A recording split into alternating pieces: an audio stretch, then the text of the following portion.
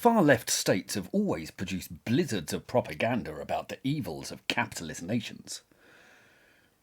They've long propped up their regimes with outrageous lies about the nefarious intent and economic deprivation of the sort of free market democracies and republics that have proven far more successful than their own despotic economic basket cases. Because perpetual lying is one of the golden rules of socialism. They've also all focused on indoctrinating and brainwashing their youth, before weaponising them as the watchdogs of the regime.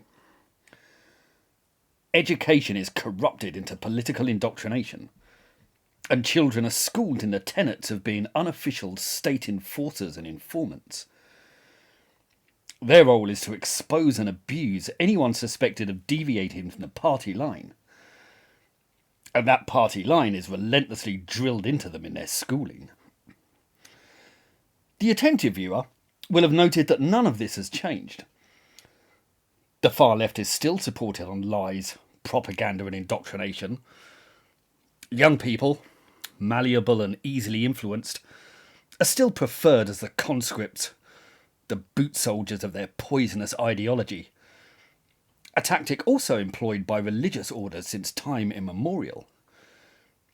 And our own education system has also been corrupted into boot camps of indoctrination, where students are drilled in political ideology before being unleashed on any political deviants, just like a new generation of Mao's Red Guards.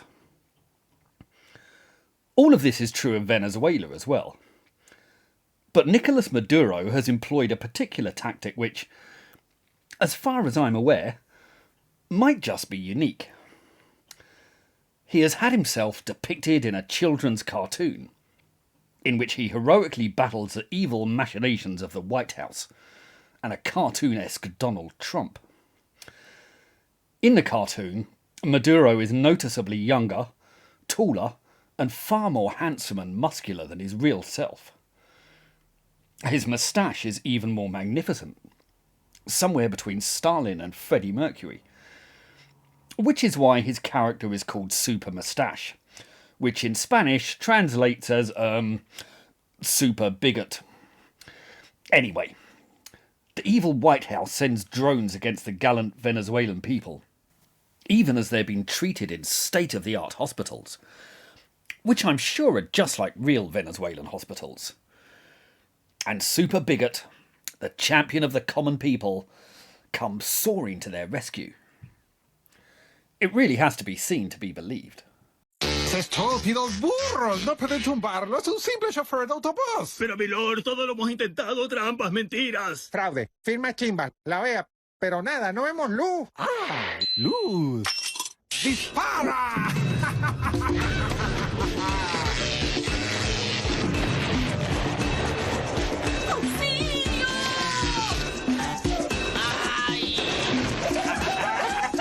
Ahora sí lo vamos a tumbar.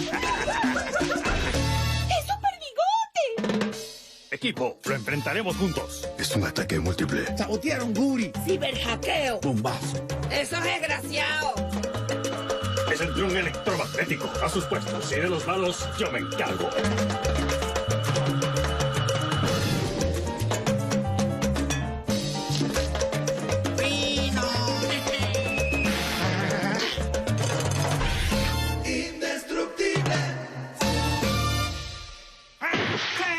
Super bigote! Amazing. I think you'll agree. Now, as ludicrous as it appears, there's actually some very revealing truths in this cartoon. Because this really is how elements of the far left see themselves. And the world.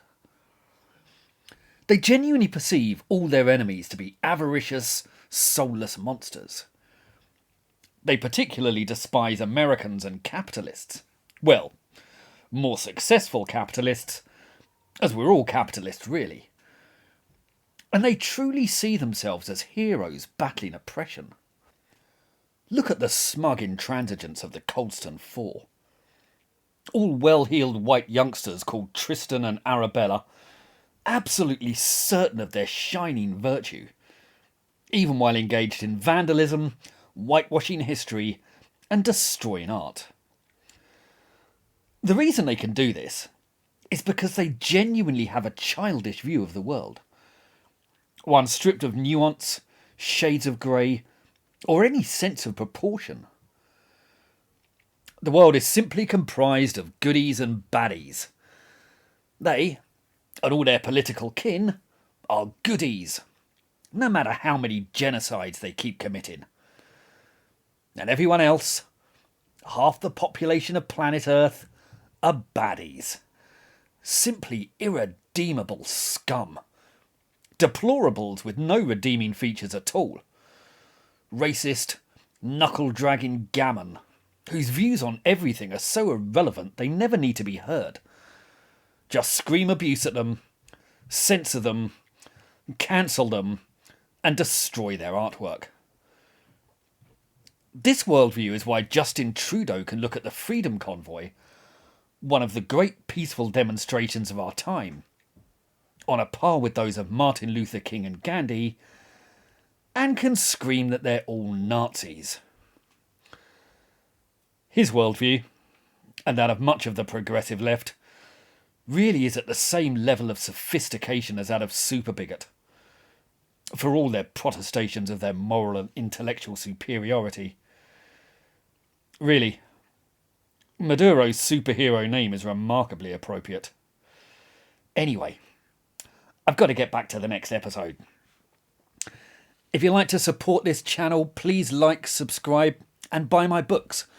They're called The Tyranny of the Left, and they're available on the links below. They go into these topics in significantly greater detail. Please do pick them up and let me know what you think. Thank you.